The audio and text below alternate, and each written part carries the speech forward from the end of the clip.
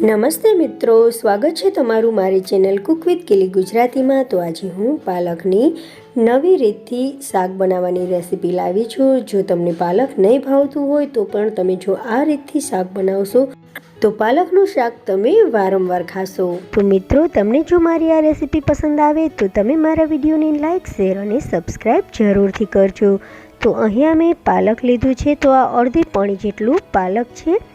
પાલકને સરસ રીતે મેં ધોઈ નાખ્યું છે। હવે આપણે પાલકના નાના નાના ટુકડા કરી લઈશું। તો પાલકને સરસ રીતે ધોઈ લેવું જરૂરી છે, કારણ કે પાલકમાં બહુ જ માટી આવતી હોય છે। તો પાલક આવે ત્યારે પાણીમાં પલાળી અને થોડીવાર માટે તેને રહેવા દેવું, જેથી વધારાની માટી છે તે નીચે બેસી જાય અને પાલક સરસ મજાનું સાફ થઈ જાય।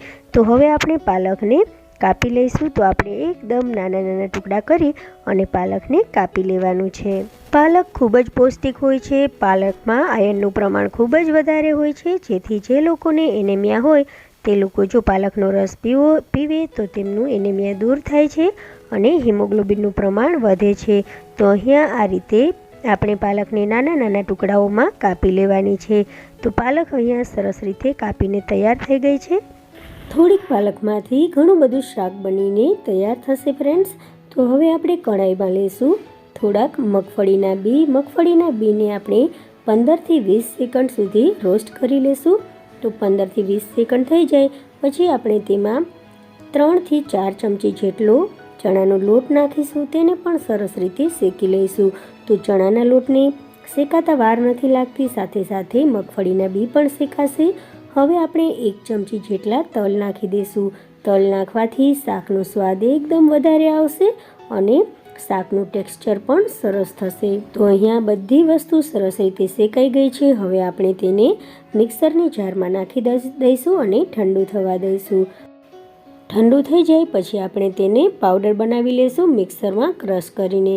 તો હવે કઢાઈમાં મેં 2 થી 3 ચમચી જેટલું તેલ લીધું છે। તેલ ગરમ થઈ ગયું છે, તેમાં આખા લસણની કળીઓ નાખી છે અને 2 લીલા મરચાં નાખ્યા છે। તે બધી વસ્તુઓ સરસ રીતે સંતળાઈ જાય, સરસ રીતે ફ્રાય થઈ જાય પછી આપણે તેમાં બધી પાલક નાખી દઈશું અને તેને પણ સરસ રીતે આ રીતે શેકી લઈશું। પાલકને બહુ વધારે પડતી શેકવાની નથી, નહીં તો તેનું જે પૌષ્ટિકતા છે તે વહી જશે। હવે તેને સાઈડમાં રાખી અને બીજી કઢાઈમાં આપણે ઘી લેશું। ઘી ગરમ થઈ જાય પછી તેમાં 1 ચમચી જેટલું જીરું નાખી દઈશું। તો જીરું સરસ મજાનું તતળી જાય પછી આપણે આખા ધાણા આ રીતે મસળી અને તેમાં નાખી દઈશું।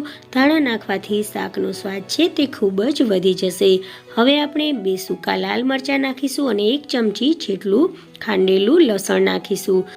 બધી જ વસ્તુઓને ઘીમાં આપણે શેકી લઈશું। લસણ છે તે થોડુંક હલકું સોનેરી કલરનું થાય ત્યાં સુધી શેકાવા દેવાનું છે। હવે આપણે નાના ટુકડાઓમાં કાપેલી ડુંગળી નાખી દઈશું। જો તમે ડુંગળી ન ખાતા હોય તો તેને સ્કીપ કરી નાખવાની।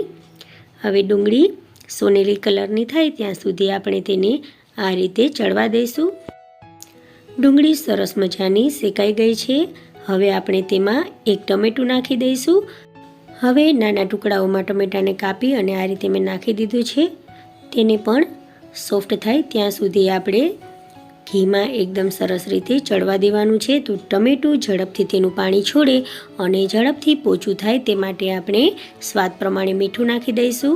તો મીઠું નાખી અને ટમેટાને સરસ રીતે આપણે ચલાવવાનું છે। ગેસની ફ્લેમ અહીંયા આપણે ધીમી રાખીશું।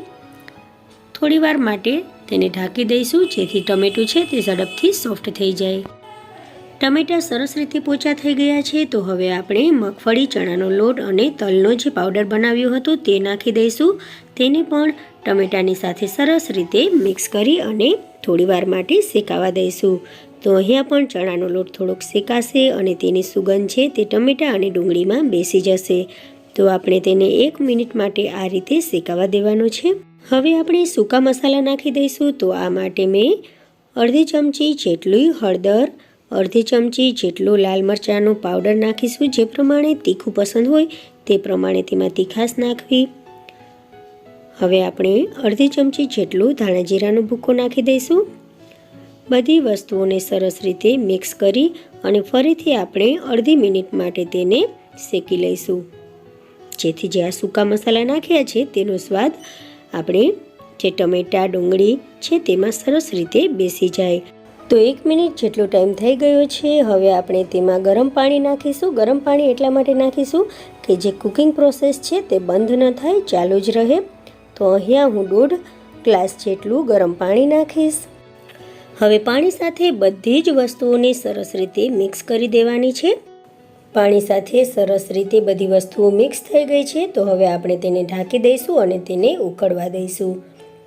તો 2 થી 3 મિનિટમાં સરસ રીતે બધી જ વસ્તુ ઉકળી જશે અને તેમાં ઉકાળો આવી જશે. તો પહેલાં કરતાં પણ જે આ ગ્રેવી છે તે સરસ રીતે ઘટ્ટ થઈ ગઈ છે. તો જેમ જેમ ઉકળશે તેમ તેમાં ગ્રેવી ઘટ્ટ થતી જશે. તો હવે આપણે તેમાં પાલક નાખી દઈશું. તો બધી પાલક જે આપણે પહેલાં બનાવી હતી તે નાખી દઈશું. પાલકને સરસ રીતે ગ્રેવીમાં મિક્સ કરી દઈશું. મિત્રો, તમને જો મારી આ પાલકના શાકની રેસીપી પસંદ આવી રહી હોય તો તમે મારા વિડીયોને લાઇક, શેર અને સબસ્ક્રાઈબ જરૂરથી કરજો. સાથે સાથે તમે જો આ શાક બનાવો તો તમને કેવું લાગ્યું તે પણ કોમેન્ટમાં જરૂરથી જણાવશો. તો હવે આપણે તેમાં તડકો લગાવીશું. તો આ માટે મેં અહીંયા વઘાર્યું લીધું છે. ઘી અને તેલ બંને નાખ્યા છે. તો 1 થી 2 ચમચી એટલે કે 1 થી 1.5 ચમચી જેટલું ઘી અને 1 ચમચી જેટલું મેં તેલ નાખ્યું છે. તો તમે જો ઘર માટે બનાવતા હોય તો આ રીતે ઉપરથી તડકો ન લગાવવો હોય તો પણ ચાલશે. પણ જો મહેમાન આવવાના હોય તો તમે આ રીતે તડકો લગાવશો તો દેખાવમાં અને સ્વાદમાં પણ બહુ જ શાકનો ટેસ્ટ વધી જશે. તો આ રીતે આપણે તેને તડકો લગાવીશું. તો તેલ મેં નાખ્યું છે, સાથે સાથે ઘી પણ નાખ્યું છે. હવે તેમાં 1 ચમચી જેટલું જીરું નાખી દઈશું. જીરું સરસ રીતે તતડી જાય પછી 1 ચમચી જેટલું ખાંડેલું લસણ નાખીશું. 1 ચમચી જેટલા તલ નાખી દઈશું. તલ નાખવાથી આપણા શાકનો જે સ્વાદ છે તે ખૂબ જ વધશે, સાથે સાથે દેખાવમાં પણ સરસ લાગશે.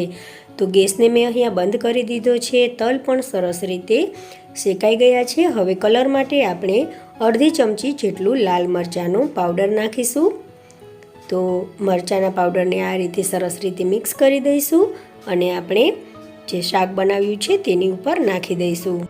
હવે આમાંથી થોડુંક આપણે શાકમાં નાખી દઈશું અને થોડુંક આપણે ગાર્નિશિંગ કરવા માટે રાખી દઈશું. તો અડધું મેં આમાં નાખ્યું છે લસણવાળું તેલ અને જે ઘી વઘાર્યું હતું તે. તો સરસ રીતે મિક્સ કરી દઈ અને 2 થી 3 મિનિટ આપણે ફરીથી તેને ચડવા દેવાનું છે. તો આ રીતે 2 થી 3 મિનિટ માટે ચડવા દઈશું. તો બધું જ જે તેલ છે તે ઉપર આવી જશે અને શાક સરસ મજાનું ચડી જશે. તો ફ્રેન્ડ્સ, આ રીતે તમે શાક બનાવશો તો ઓછી પાલકમાં ઘણું બધું શાક બનીને તૈયાર થશે અને શાકનો સ્વાદ પણ ખૂબ જ આવશે. જો મહેમાન આવવાના હોય તો આ રીતે તમે પાલકમાંથી સરસ મજાનું ટેસ્ટી શાક બનાવી અને મહેમાનોને ખવડાવી શકો છો. જો તમને મારા આ શાકની રેસીપી ગમી હોય તો તમે મારા વિડીયોને લાઇક, શેર અને સબસ્ક્રાઈબ જરૂરથી કરજો. સાથે સાથે બેલ આઇકોનને પ્રેસ કરજો જેથી મારા નવા વિડીયો તમને સૌથી પહેલાં મળતા રહે.